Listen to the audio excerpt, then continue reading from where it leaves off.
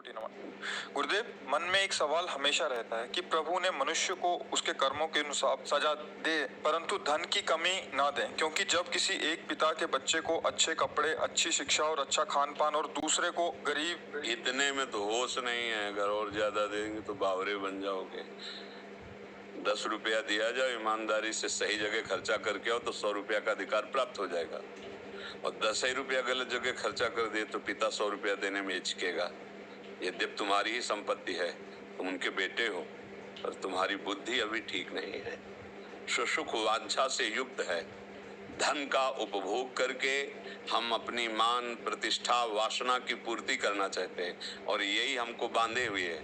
हमारा पिता परमानंद प्रदान करना चाहता है, इसलिए वो कहता है इस वासना, इस ममता और आसक्ति और भोगों में सुख है, इस भावना का तुम्हारे को हटाना है। कैसे हटाओगे? तुम हटा नहीं पा रहे, हम हटाना शुरू करते हैं। जहां जहां तुम्हारी आसक्ति होगी मैं मिटा दूंगा।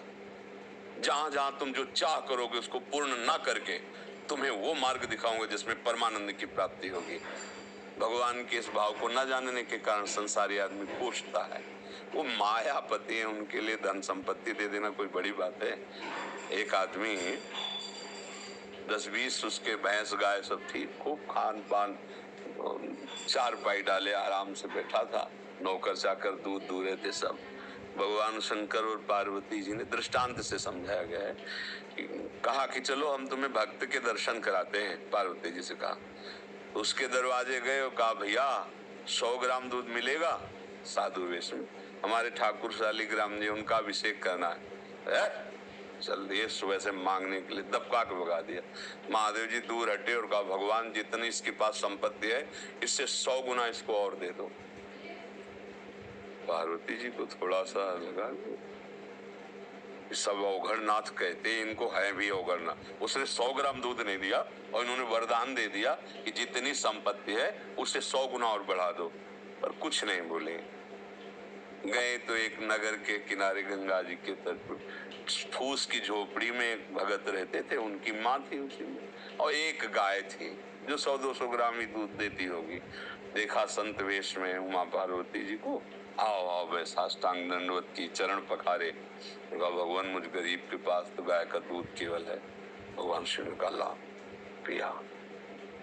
कुटिया से बाहर निकले, शाम जा रहे हैं, उनका भगवान कृपा करके आते रहना।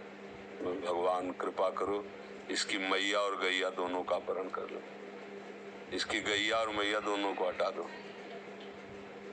पार्वती जी जब आगे गई तो बोली देखो हम वहां तक तो बर्दाश्त हो गया, जिसने सादर तुम्हें प्रणाम किया, बातचीत करने के लिए मैया थी, जीवन यापन के लिए गैया थी, उसने तुम्हें दूध पिला, तुम कहो उसको भी मार दिया। और जिसने एक बूंद दूध नहीं दिया कहा 100 गुना संपत्ति और हो जाए। तो हमारी बातें समझ में नहीं आई कि आपका स्वभाव क्या है। बोले तुम समझ नहीं पा रहे हो, वो इतनी संपत्ति में मुझ महादेव को साधु रूप में अपमानित कर रहा है। जब 100 गुना और बढ़ेगी ना तो उसका प्रमाद इतना बढ़ेगा कि घोर नरक जाएगा। और इसकी थोड़ी मति गति समय मैया और गैया में जाता था, अब ये दोनों से अलग होगा, अखंड चिंतन करेगा और परम धाम का अधिकारी बनेगा। हम प्रभु से संपत्ति मांगते बालकपन के कारण जान नहीं पा रहे हैं। जैसे वो हमें परिस्थिति दी है बिल्कुल हमारे योग्य है, मान लो मेरी बात, जैसी परिस्थिति दी है हमारे योग्य है। हमको क्या करना चाहिए? परिस्थिति का सदुपयोग करके भागवती की स्थिति प्राप्त करनी चाहिए। हम परिस्थिति सुधारने में पूरा जीवन लगा दें फिर भी नहीं सुधरेगी। आज तक किसी को तृप्ति नहीं हुई। आप बताओ कितना धन मिल जाए जिससे आप तृप्त हो जाएंगे? किसी से भी पूछा जाए, समझ रहे हो?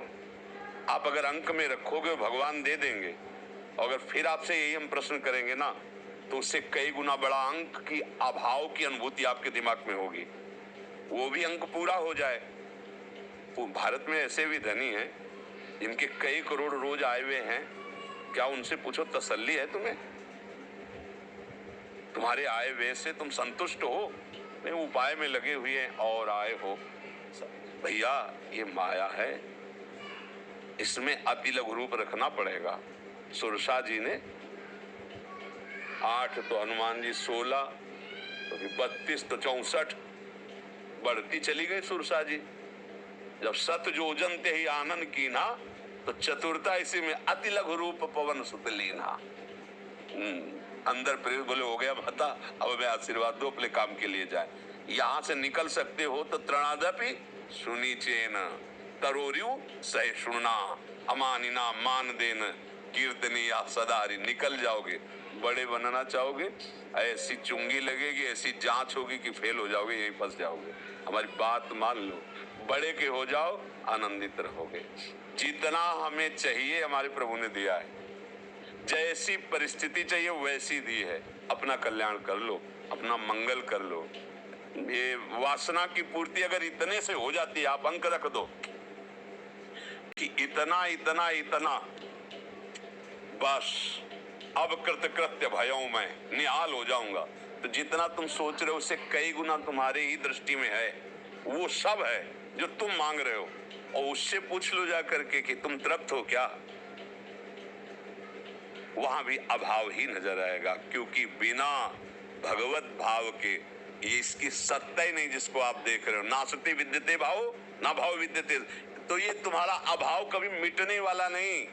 आप सोचो, जिन अप्सराओं के आने पर यहाँ मृत्यु लोक के मुनियों का मन क्षोभ को प्राप्त हो गया, उन अप्सराओं का स्वामी काम से प्रेरित होकर एक महापुरुष की पत्नी के साथ अपराध कर रहा है, जो गौतम ऋषि और अहिल्या। वहां की एक अप्सरा आ जाए तो बड़े बड़े मुनियों के मन में क्षोभ पैदा कर दे ऐसी, और वो सब उसके अधीन है, उसके अधीन है देवराज इंद्र के। और वो इतना अभाव ग्रसित है कि वो स्वर्ग की इस वैभव को छोड़कर एक महात्मा के आश्रम में जाता है और उनकी पत्नी के साथ गलत आचरण करता है। अहिल्या चरित्र में आप पढ़ के, अभाव देवराज इंद्र का भी नहीं पूर्ण हुआ है, जो त्रिभुवन पति है। भैया ये भ्रम है कि अगर इतना कुछ, एक अपनी मान्यताएं हैं, एक लड़का हो जाए, एक लड़की हो जाए, एक ऐसी नौकरी हो जाए, इतना रुपया हो जाए, एक मकान हो जाए, एक गाड़ी हो जाए, बस हम निहाल हो जाएंगे। और जो तुम सोच रहे हो इससे कई गुना किसी के पास है, लेकिन वो परेशान है, उससे कई गुना बढ़कर है, वो भी परेशान है। मतलब समझो, धन प्राप्ति से आपके अभाव की दूरी नहीं होगी, भगवत प्राप्ति से आपके अभाव की पूर्ति है। अब कछुनाथ न चाहे मोरे तभी होगा जब चरणारविंद का सानिध्य मिलेगा। मेरी बात मान लो, धन संपत्ति से तुम्हारा अभाव दूर होने वाला नहीं प्यारे। वो मायाधीश है, एक ही पर्वत ऐसा है इसी मृत्यु लोक में जो 400 हो उसका। सोचो, सुमेरु पर्वत पूरा सोने का है, लंबाई चौड़ाई बराबर, किलोमीटरों की बात नहीं है, योजनों की बात कही गई। उसके लिए कोई देना, रत्न गर्भा पृथ्वी में जैसे पीली मिट्टी निकलती है, गेरू लाल मिट्टी निकलती है, ऐसे सोना चांदी हीरा जवाहरात मिट्टी रत्नाकर कहा गया समुद्र को, एक से एक रत्न। भैया इनसे काम नहीं चलने वाला।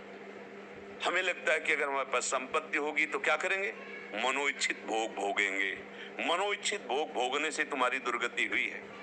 ये भोग भोगने से शांति प्राप्त कराने की जो हमारे अंदर मन बुद्धि प्रेरणा देता है, गलत प्रेरणा देता है। क्योंकि भगवान कह रहे त्यागा अनंतरम, भोगों के त्याग से शांति मिलती हो। मेरा मन शिक्षा क्या दे रहा है कि भोग अगर मिल जाए, भोग के कारण ही धन का है महत्व। अगर आपको 1 ट्रक रुपया भी 1000 वाला दे दिया जाए तो आप क्या करोगे? यही लगेगा इस कबाड़ को क्या करें। क्यों? क्योंकि उससे कोई सामान नहीं मिलेगी, बंद है ना।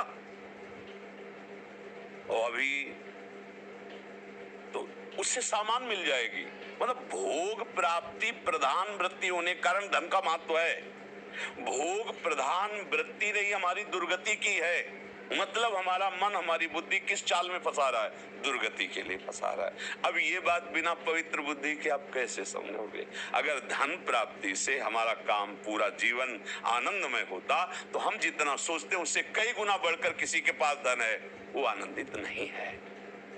भगवान के मिलने से ही आनंद मिलेगा। तब लग कुशल न जीव कहूं, सपने हो मन विश्राम, जब लग भजत न राम को शोक। संतोष आ जाए अभी बहुत बड़े धनी हो जाओगे। बिन संतोष न काम न साही, और अछत काम सुख सपने होने। बढ़ती चली जाती वासना, बढ़ती चली जाती। कभी मन में होता है कि अगर ये वो व्यक्ति मिल जाए, वस्तु मिल जाए, मैं इसे प्राप्त कर लूं, सुखी हो जाऊं। अगर वो मिल जाए तो कुछ ही दिन बाद आप देखोगे फिर तीसरे पे नजर चली जाएगी, फिर चौथे पे, मतलब आप गंदे होते चले जाओगे, गिरते चले जाओगे। आज तक कहीं किसी को विश्राम नहीं मिला है। इसलिए भैया मेरी बात मान लो। अपने 2 भुजाएं हैं, दत्तात्रेय जी को प्रसन्न करके 1000 भुजाएं की शास्त्राबाहु अर्जुन ने। उसकी ऐसी सिद्धि थी, 80,000 वर्ष तक जवान रह करके